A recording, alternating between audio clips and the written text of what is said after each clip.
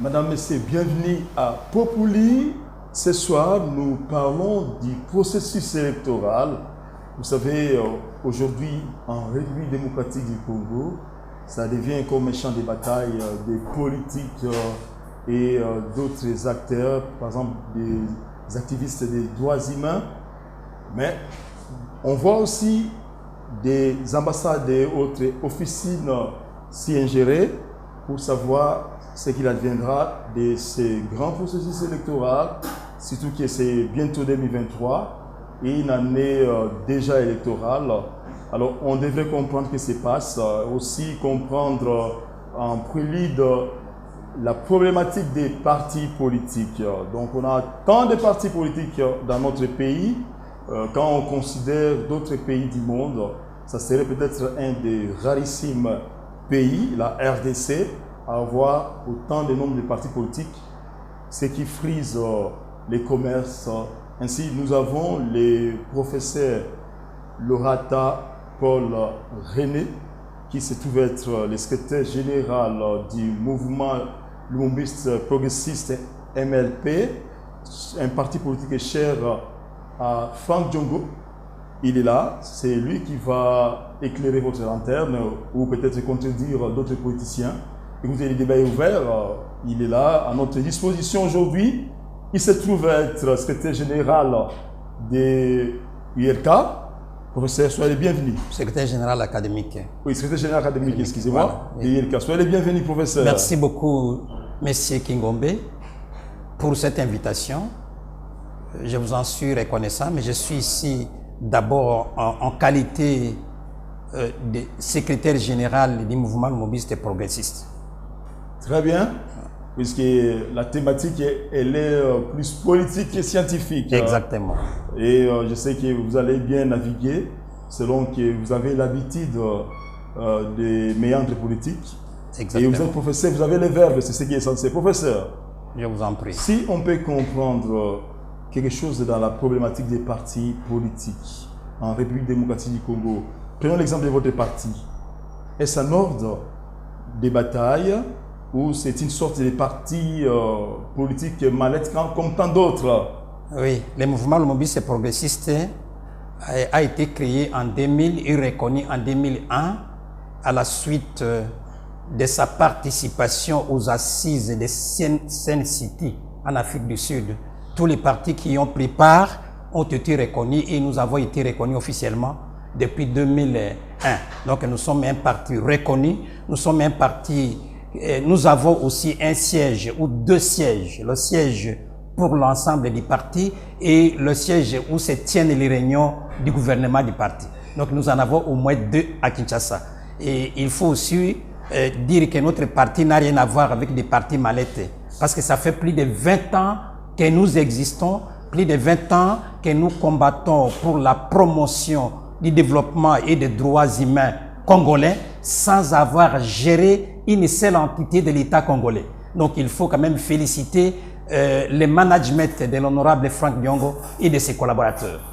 Nous allons revenir sur ces grands partis politiques MLP, puisque nous avons vraiment à dire, hein? Donc vous faites partie de l'actualité. Exactement. Alors, mais j'aimerais savoir aussi une chose.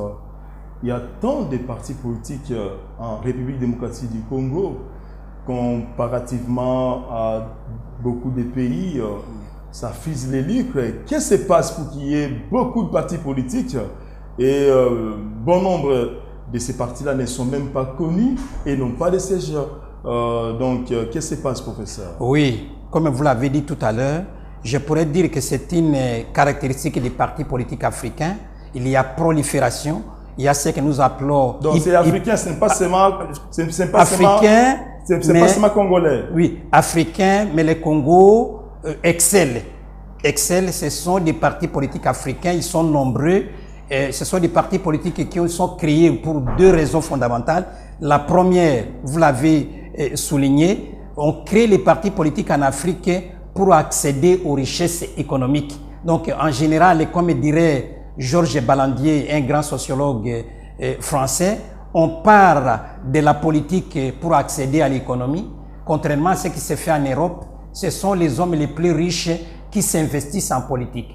Chez nous, pour accéder aux richesses, il faut faire la politique. Donc l'administration et l'État sont des instruments que les hommes politiques utilisent pour pouvoir fructifier les capitaux à caractère économique et financier. Donc ça a un caractère lucratif qui l'éloigne malheureusement des intérêts et de la demande populaire. Et ça, c'est la première raison. Oui. Deuxième raison, en dehors de cet élément à caractère lucratif, il faut voir la manière dont les partis sont gérés en Afrique. Les partis sont gérés de manière personnelle, de manière patrimoniale, à telle enseigne que les fondateurs des partis s'approprient de tous les droits au détriment d'autres candidats, au détriment d'autres membres. Et donc, ceux-ci trouveraient mieux d'aller créer leur parti politique tout en reproduisant les mêmes caractéristiques, les mêmes propriétés qu'ils ont dénoncées quand ils appartenaient dans les anciens politiques. C'est ce qui fait qu'aujourd'hui, nous en avons plus de 700 partis politiques en RDC. Que les partis soient reconnus ou ne soient pas reconnus, mais ils fonctionnent en se réclamant comme en quête d'accession au pouvoir. Professeur, vous l'avez bien expliqué, surtout que vous êtes dans les domaines des sciences politiques, mais ce qui est grave, c'est comme si la démocratie au Congo par rapport à cette multiplication des partis politiques a été mal préparée, c'est ça? Oui, mais c'est-à-dire que cette multiplicité des partis politiques ne s'explique pas par des besoins, des exigences démocratiques. Parce qu'on peut avoir 2 partis politiques, 3 partis politiques, 4 partis politiques et aller de l'avant. Mais ça s'explique par ce que nous appelons l'existence des intérêts propres de ceux qui dirigent les partis politiques, des intérêts propres des professionnels de la politique. Alors, ils travaillent d'abord pour se satisfaire eux-mêmes avant de répondre à la demande de la société. Et donc, ceci nous éloigne de la définition classique du parti politique, qui est considéré comme un groupe travaillant afin de donner satisfaction à la demande, de résoudre les problèmes de la société. Au-delà de ce que vous appelez multiplicité, voilà. Il y a vraiment multiplication. Pourquoi? Parce qu'il y a des partis satellites, ça vous le savez? Oui. Il y a un parti qui existait déjà, et ça donne naissance à l'autre qui est sous label, je dirais, d'une manière ou d'une autre voilée, oui. Mais c'est les mêmes partis qui se lancent. Oui. Est-ce que la loi électorale qu'on a là déjà n'a pas tranché là-dessus? Si la loi dit qu'on n'a pas le droit, par exemple, de se présenter en utilisant 2 ou plusieurs partis politiques. Quand vous êtes présenté dans un parti politique, vous ne pouvez pas vous représenter ou vous présenter dans une autre politique. Mais vous savez que en RDC, les réalités sont plus fortes que les droits. Le droit électoral et la loi à laquelle vous faites allusion, c'est une loi électorale de 2006 qui a été révisée pour la première fois en 2011, pour la deuxième fois en 2015. Et aujourd'hui, on est passé par la révision de 2017 à la révision de 2022 du mois de juin qui vient à peine de passer. On menace, on fait semblant de combattre les irrégularités, mais celles-ci demeurent. Mais justement, par rapport à cette loi électorale qui a été révisitée plus d'une fois. Qu'est-ce qu'elle a apporté de spécial cette fois-ci? Oui, cette fois-ci, au lieu de parler du seuil de représentativité qui faisait que si on n'a pas obtenu un certain pourcentage, le parti est disqualifié, même si ses membres ont eu des suffrages importants, mais aujourd'hui c'est la couverture des compétitions. C'est-à-dire qu'il faut clairement notre nombre de téléspectateurs. Il faut que les partis obtiennent, que les partis se présentent à plus de 60%, à plus ou moins 60 et de plus ou moins 60% des candidats dans l'ensemble. Si nous avons 500 candidats au Congo et que vous voulez vous présenter aux élections nationales, à la députation nationale, il faut que les partis s'alignent, il faut que les partis envoient au moins 60%. On ne peut pas accepter, d'après cette loi, qu'un parti ne puisse compétir à proportion, par exemple, de 10% ou de 20%. Il faut 60%. Alors, ce qui est caché aussi dedans, c'est la plutocratie. C'est-à-dire que, comme elle essaye de représentativité, cette disposition qui oblige, qui demande à tous les partis d'aligner les candidats dans 160% des circonscriptions, c'est une disposition plutocratique, c'est-à-dire une disposition qui favorise les riches au détriment des partis qui ne sont pas riches. Alors c'est une discrimination. Or, au Congo, les partis riches, ce sont des partis qui ont déjà géré l'État et qui se sont servis des moyens de l'État pour pouvoir se professionnaliser, faire carrière dans la politique, au détriment des petits partis ou des partis, je ne dirais pas petits, mais des partis qui n'ont pas encore géré, qui n'ont pas des moyens financiers parce qu'ils n'ont pas encore géré l'État. Et donc la gestion de l'État est au centre de la problématique en RDC. Tout ça, qui est à la base des, excusez-moi l'expression, permettez cette expression, qui est à la base de toute cette machination, si on peut appeler ça comme ça? Ce sont les anciens partis qui ont géré ou qui gèrent et qui ne veulent pas de la compétition, qui initient ce genre de dispositions parce que ces partis ont peur de la compétition. Et donc, ils veulent rester. Il s'agit notamment du PPRD, il s'agit également aujourd'hui de l'IDPS et des alliés et qui ont peur de la concurrence et qui ont imaginé une disposition comme celle-là afin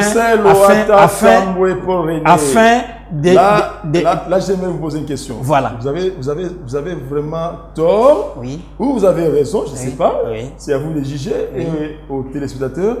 Vous êtes sûr que l'IDPS aurait peur de la compétition, l'IDPS qui vient de l'opposition? Oui. Est-ce que... Si l'IDPS n'était pas d'accord avec cette disposition, la loi ne passerait pas.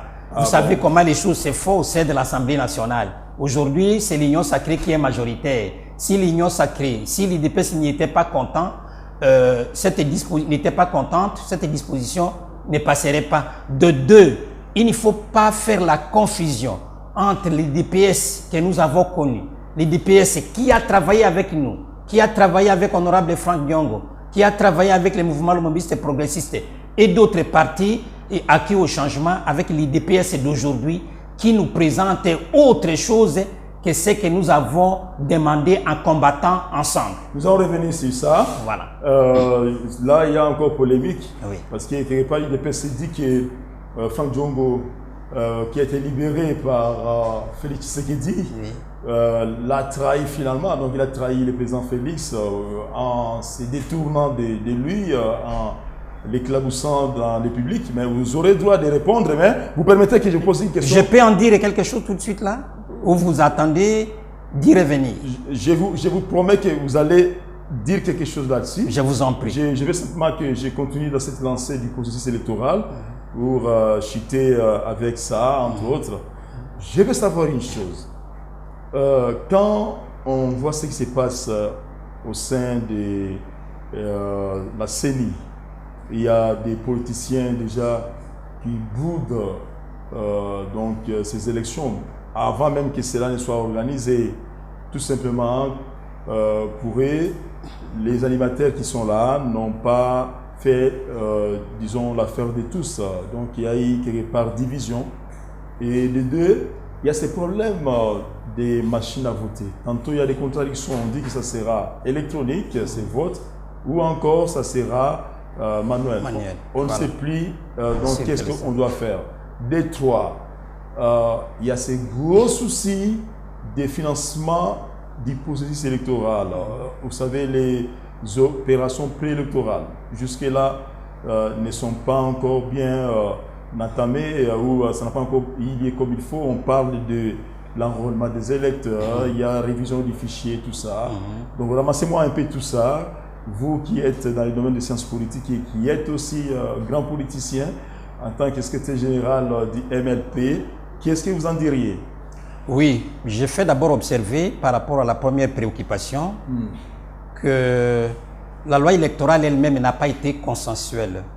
Non seulement la loi électorale n'a pas été consensuelle parce qu'il y a des dispositions qu'on trouve comme planifiant la fraude. Exemple, lorsqu'on vous dit que les résultats doivent être compilés et proclamés par la direction nationale de la CENI, les résultats provisoires, alors que nous aurions souhaité que, après les avoir affichés, on les publie, on les affiche, on les publie au niveau des bureaux et que chacun peut faire la sommation de tous les résultats qu'il a. On n'a pas besoin que la CENI les proclame pour savoir si on a gagné ou on n'a pas gagné. Mais si on veut que ce soit la CENI qui les fasse, ce qui veut dire qu'on est en train de planifier, parce qu'il y a toujours un écart entre ce qui se fait sur terrain et dans les bureaux et ce qui sera proclamé avec les jets de compilation.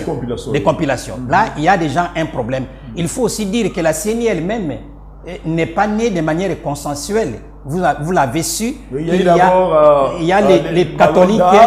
L'histoire de Malonda. Voilà. Et puis ensuite, Kadima. celui de Kadima. Ouais. Donc, il n'est pas né de manière consensuelle.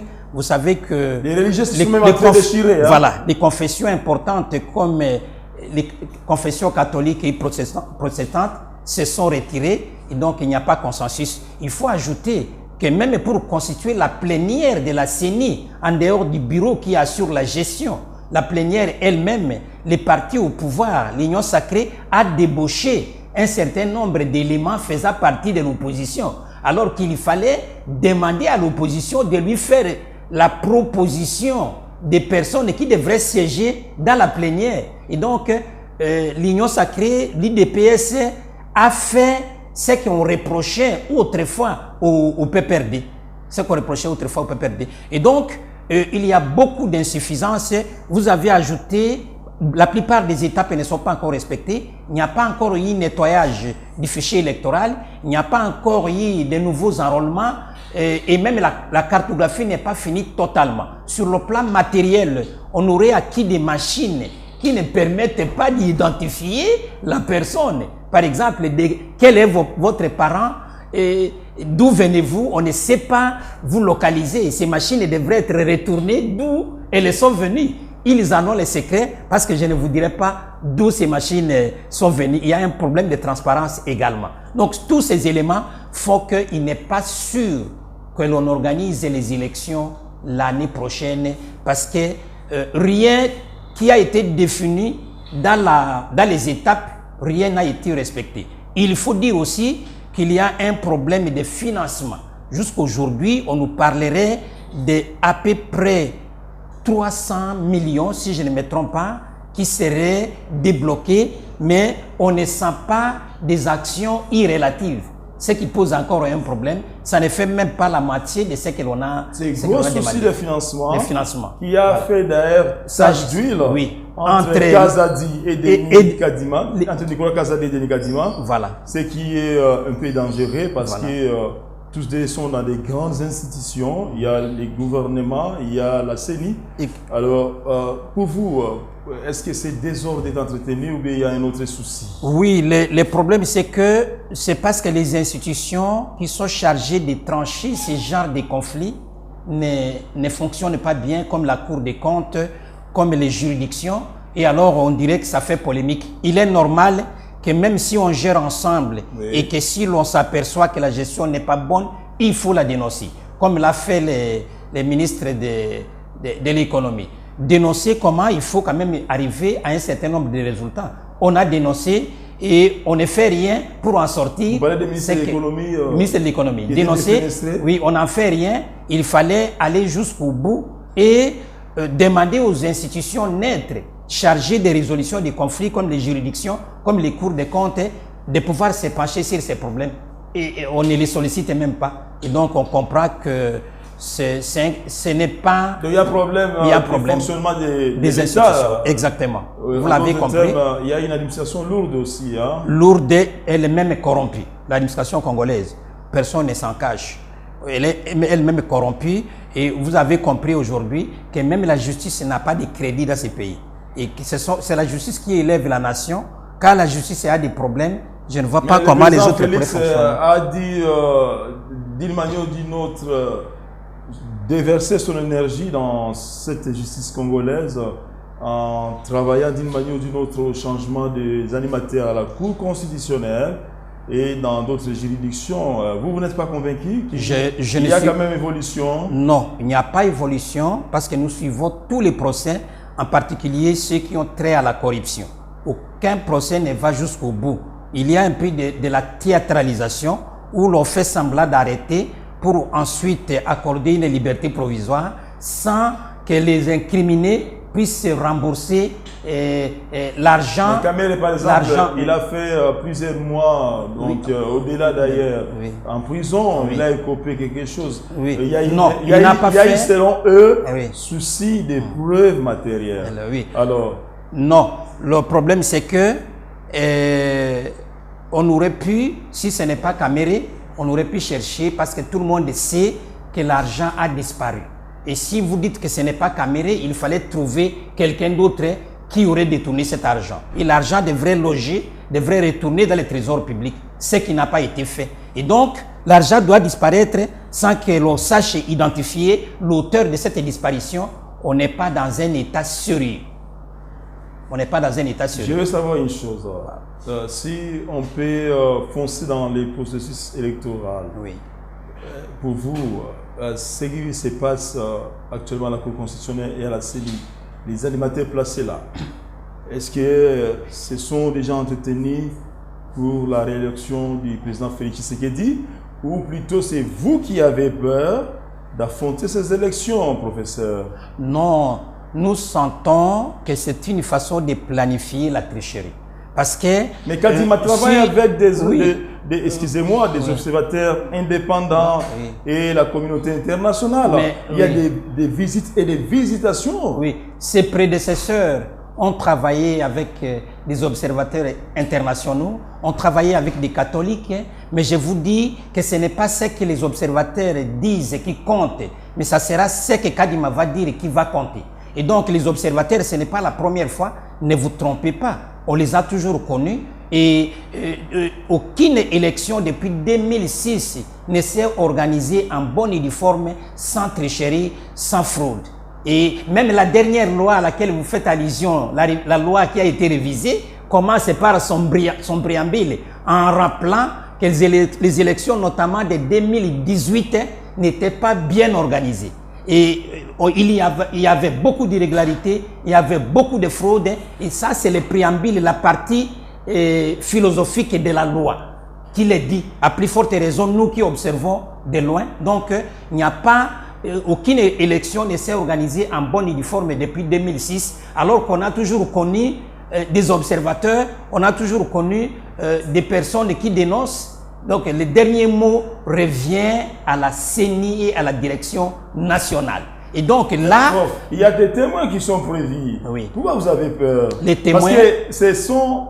Je vais parler de l'exemple du processus passé. Qui pouvait s'attendre à ce que Tshisekedi devienne président, puisque les gens de Chadari, excusez-moi l'expression, étaient partout, comme vous le disiez. Vous parlez de Nanga, selon vous, il était l'homme de Chadari, ou de Kabila, qui dit Kabila dit Chadari. Les témoins, on a chassé les témoins, etc. Voilà. Et puis, au niveau des provinces et d'autres contrées à l'arrière-pays, vous avez peur de ne pas contrôler. L'église catholique a été par-ci par-là, l'église protestante, etc.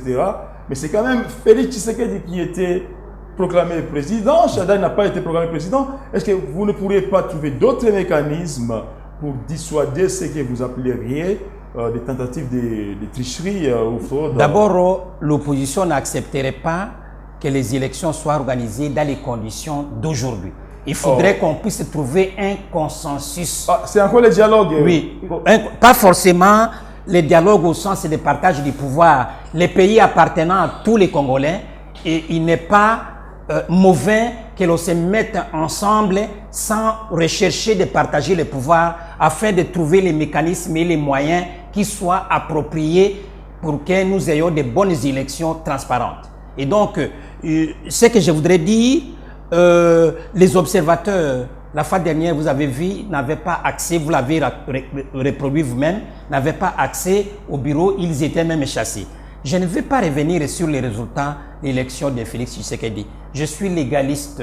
Lorsque la Cour constitutionnelle a reconnu Félix Tshisekedi, c'est le seul chef de l'État qui est reconnu juridiquement au Congo. Et donc, je ne peux pas remettre en cause.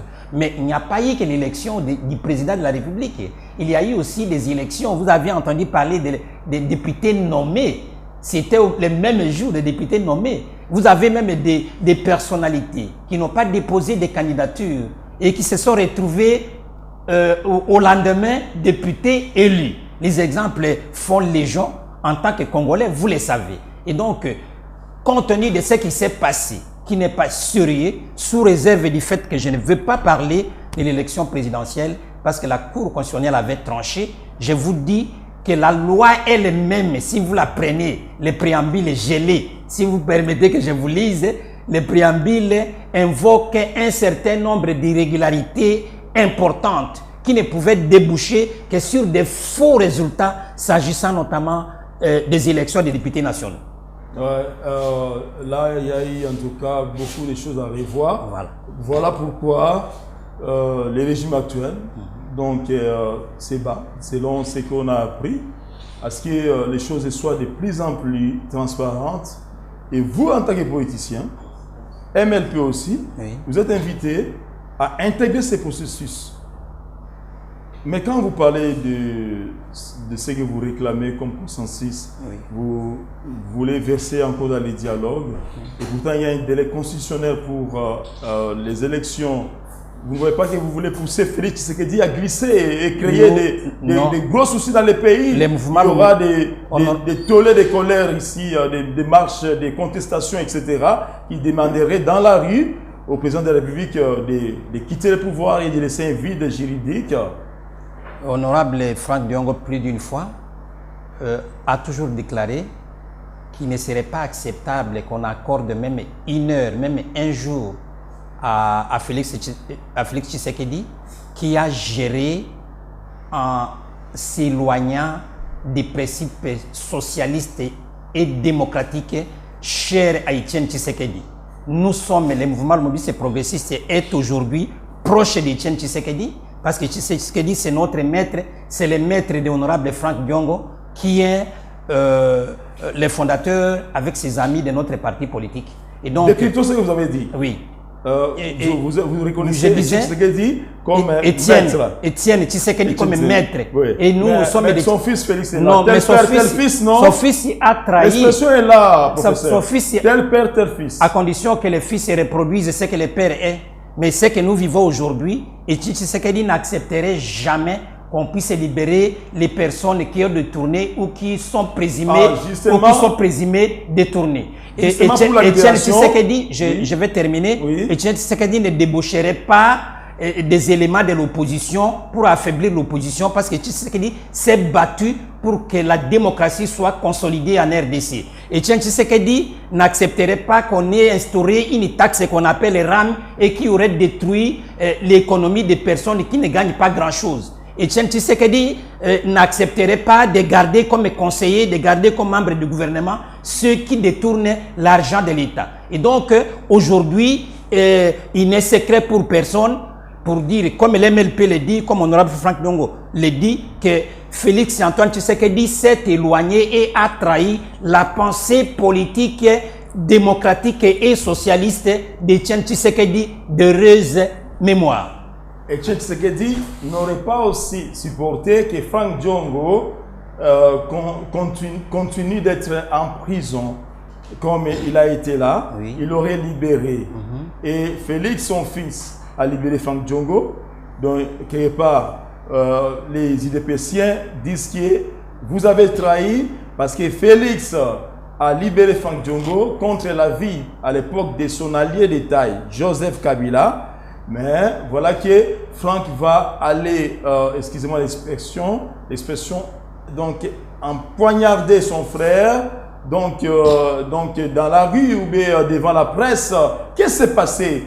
Pourquoi cette trahison, secrétaire général MLP? Monsieur Kingombe, avec tout le respect que je vous dois. Et c'est la question de la population. Oui, nous n'appelons pas ça, c'est ce qu'on veut faire croire à la population. Nous n'appelons pas ça trahison. Ce que vous devez comprendre, c'est que nous sommes des lumumbistes. Pour Patrice Emery Lumumba, ce n'est pas la personne du dirigeant qui compte. Il dit, ce n'est pas ma personne qui compte, c'est l'avenir du Congo. Ce n'est pas parce qu'on a libéré Franck Diongo que Franck Diongo doit fermer les yeux sur la gestion qui ne favorise pas, qui ne profite pas aux Congolais. Il y a une différence entre les Congolais, le peuple, et honorable Franck Diongo, qui n'est qu'une partie du peuple. Et donc, tout ce qui touche, tout ce qui détruit l'intérêt général du peuple congolais doit susciter la colère d'honorable Franck Diongo s'il est vraiment lumumbiste. Et donc, il est en tant que lumumbiste, et on doit savoir qu'en politique, on ne gère pas de manière patrimonialiste. Ce n'est pas parce que tu m'as fait du bien en tant qu'un être humain que pour autant je dois fermer les yeux sur la mégestion. Ça, on n'accepte pas. Les principes nous sont chers, la démocratie. Si ce n'était pas Fachi qui l'a gracié, je vous informe que la justice et la Cour de cassation vient de tout casser et réhabiliter Franck Diongo. Si c'était seulement la grâce présidentielle, Franck Diongo n'aurait pas le droit de se présenter à l'élection présidentielle dont il est candidat. Mais c'est parce il vient d'être lavé par la Cour de cassation. Et la Cour de cassation, la décision de la Cour de cassation est plus forte que l'ordonnance présidentielle préconisant la grâce à faveur d'honorable Franck Diongo. Alors, de deux, et entre la population et les gestionnaires, il appartient, d'après les principes démocratiques, la raison se trouve toujours du côté de la population. La population sait qu'elle souffre. La population ne peut pas tolérer qu'il y ait corruption généralisée. Et donc, ce n'est pas parce qu'on fait croire à la population qu'on vous a aidé qu'il faut fermer les yeux. Alors, dans ces conditions, ne faites pas la politique. Voilà. Cher secrétaire général de ces grands partis politiques, cher Franck Diongo, MLP, Mouvement Lumumbiste Progressiste, il y a autre chose. Selon certaines indiscrétions, Franck Diongo s'attendait à avoir un poste de prestige au niveau du gouvernement. Et il lui a écouté, je voudrais répondre. Je le sais. Voilà.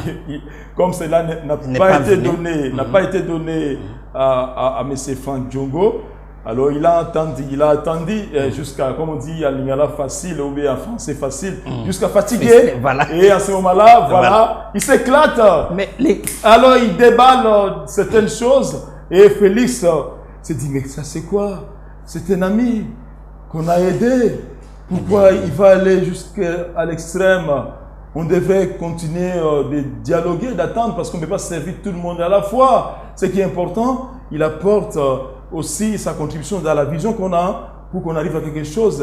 Qui sait, peut-être si après quelques mois, il serait ceci, il serait cela. Vous n'êtes pas allé vite en besogne, cher professeur. C'est un discours populiste. Populiste. Et démagogique. Un discours populiste et démagogique. Les Congolais doivent connaître leur histoire. Et l'histoire congolaise montre que la seule personne qui n'a jamais ou qui n'est jamais été achetée, c'est honorable Franck Diongo. Combien de fois Joseph Kabila a voulu qu'il fasse partie de son gouvernement? Combien de fois? Tous ses amis ont accepté. Tous ses amis ont accepté. C'était le seul qui a dit non. Alors, qu'est-ce qui aura changé si vous auriez raison? Si Fachi acceptait de gérer de manière orthodoxale, conformément aux principes démocratiques et du socialisme, et qu'honorable Franck Diongo était de l'autre côté, nous attendions qu'il puisse rectifier les tirs et faire en sorte que les principes pour lesquels nous avons combattu l'emportent dans la gestion au concret. Faut-il attendre éternellement? Combien de postes on a proposé à honorable Franck Diongo? Je vous ai dit que c'est le seul qui s'est sacrifié comme jeune dans la politique et qui a fait plus de 20 ans. Il n'a jamais accepté de travailler il a fait 3 fois ou 4 fois la prison. Il en a d'abord fait avec Mobutu, il en a fait avec Laurent Désiré Kabila, il en a fait aussi 3 fois avec Joseph Kabila. Si honorable Franck Diongo était achetable, cherchait un poste, alors il n'aurait même pas fait la prison. La prison n'est venue parce qu'il était extrémiste, il ne voulait pas de poste de Kabila. Nous avons cru, comme tout le monde, en Fachi, parce que, étant le fils d'Etienne Tshisekedi, on pensait qu'il sera collé aux principes socialistes et démocratiques. Or, la gestion montre le contraire. Ce n'est pas le fait que honorable Franck Diongo ait décidé de reprendre sa liberté ait décidé de faire partie de l'opposition qui l'empêche de gérer de manière orthodoxale. Qu'il gère de manière orthodoxale. Et ce sont les gens qui ne savent pas. Les Congolais doivent connaître leur histoire. Les Congolais doivent connaître les hommes politiques. Il y a des hommes politiques qui acceptent de mourir pour le pays, mais ce n'est pas pour les postes politiques. Et honorable Franck Diongo est parmi ces rares Congolais. Est-ce qu'il avait eu le temps d'aller voir son ami, le président de la République, Félix Tshisekedi, et parler en tant que grands hommes, en tant que grands esprits, comme vous le dites en politique? Voilà, plus d'une fois, honorable Franck Diongo a dit au président de la République que si vous ne changez pas votre politique, vous ne pouvez pas travailler avec les kabylistes qui nous tuaient quand nous marchions. Vous ne pouviez pas faire instaurer... Il a déboulonné les kabylistes, ça vous l'avez vu. Il a déboulonné la non, mais les kabylistes sont toujours là. L'Union sacrée est constituée de la majorité des transfuges du PPRD. Ce sont ceux-là, ce sont des anciens kabylistes dont je ne vais pas citer les noms. Vous les connaissez. Ils sont toujours là. Bon, on ne peut pas... Ils sont transformés, mais au niveau de la gestion, s'ils s'étaient transformés, la gestion serait orthodoxale. Les Congolais devraient en tirer un profit. Alors, il y a toujours le chômage, il y a toujours l'inflation, il y a toujours beaucoup de choses qui montrent que le travail qui est fait par le gouvernement de Fachi n'est pas un bon travail. Vous disiez que Franck Diongo d'aller voir son nous avons des coupures intempestives du courant. Nous n'avons pas de l'eau propre pour boire dans un régime géré par les fils biologiques de Etienne Tshisekedi. C'est depuis Mobutu qu'on a... Mais si nous l'avons envoyé là-bas, c'est pour qu'il corrige et la mégestion des Mobutistes et la mégestion des kabylistes. À 5 ans, c'est possible de tout corriger. C'est possible parce à que... 5 ans, sous d'autres scientifiques. Oui. En 5 ans, même Obama, il n'a pas tout corrigé aux États-Unis. Oui, mais on n'a pas tout corrigé, mais l'essentiel... Or, nous assistons dans une situation où l'essentiel, ce qui donne la vie, est bafoué, oublié, au profit des choses qui n'apportent pas grand-chose. Est-ce que attribuer un véhicule à un parlementaire constituerait à résoudre les problèmes sociaux des Congolais? Donc, il faut savoir faire la part des choses entre ce qui est essentiel et ce qui ne l'est pas. Alors, et donc, la vie de la société, par le truchement du souverain primaire, qu'est le peuple, cette vie-là est plus importante que de donner des faveurs aux institutions qui ne travaillent d'abord que pour elles-mêmes. L'exemple de 21 000 $ par mois en constitue une éloquente illustration. Là, c'est encore un souci aussi de véracité parce que au niveau de l'Assemblée nationale, donc plusieurs députés ont dit que ce n'est pas une réalité. Est-ce que vous avez des preuves de ces 21 000 $? Oui, nous avons des preuves parce que Fayoulou, qui l'a déclaré pour la première fois, a des députés au sein de l'Assemblée. Vous êtes avec Fayoulou? Non, nous n'avons jamais eu de problème avec Fayoulou. Honorable Franck Diongo a contacté tous les opposants, a contacté tous les hommes politiques qui ne s'étaient pas versés dans la corruption, qui ne s'étaient pas versés dans la mégestion, dans la destruction des droits humains. Nous n'avons pas de problème particulier avec Fayoulou. La preuve, c'est qu'aujourd'hui, honorable Franck Diongo est en train de consulter et les personnalités et les organisations non gouvernementales afin de résoudre notamment les problèmes de crise de l'Est, qui est important. Tant que cette crise va demeurer, je crois que constitutionnellement et intellectuellement, il ne serait pas acceptable qu'on organise les élections. Or, donc, il y a la crise de notre côté. Quand le pays est dans ces conditions, dans cette disposition, c'est difficile. Oui, mais attention, les élections ne peuvent pas avoir lieu selon vous? Si elles ont lieu, elles ne sont pas légitimes. Or, la légitimité est plus forte que la légalité.